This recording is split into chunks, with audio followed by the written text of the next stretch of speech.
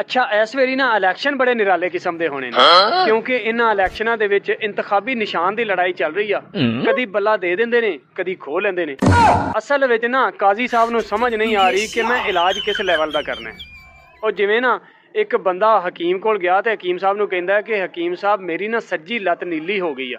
ਹਕੀਮ ਸਾਹਿਬ ਨੇ ਚੈੱਕ ਕਰਕੇ ਕਿਹਾ ਕਿ ਪੁੱਤਰ ਇਹ ਤੇਰੀ ਲੱਤ ਨਾ ਕੱਟਣੀ ਪਵੇਗੀ। ਉਹਨੇ ਕਿਹਾ ਠੀਕ ਹੈ ਜੀ।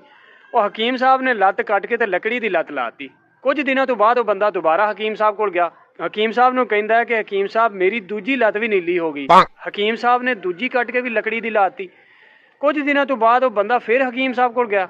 ਹਕੀਮ ਸਾਹਿਬ ਨੂੰ ਕਹਿੰਦਾ ਕਿ ਹਕੀਮ ਸਾਹਿਬ ਮੇਰੀਆਂ ਤਾਂ ਦੋਵੇਂ ਲੱਤਾਂ ਨੀਲੀਆਂ ਹੋ ਗਈਆਂ। ਉਹ ਹਕੀਮ ਸਾਹਿਬ ਨੇ ਚੈੱਕ ਕਰਕੇ ਕਿਹਾ ਕਿ ਪੁੱਤਰ ਪਰੇਸ਼ਾਨ ਹੋਣ ਦੀ ਜ਼ਰੂਰਤ ਨਹੀਂ, ਦਰਅਸਲ ਤੇਰੀ ਨਾ ਦੋਤੀ ਦਾ ਰੰਗ ਉਤਰ ਰਿਹਾ ਸੀ, ਇਸ ਵਾਸਤੇ ਤੂੰ ਨਾ ਆਪਣੀ ਦੋਤੀ ਚੇਂਜ ਕਰ। ਇਹ ਹਾਲਤ ਹੈ ਸਾਡੇ ਹਕੀਮਾਂ ਦੀ।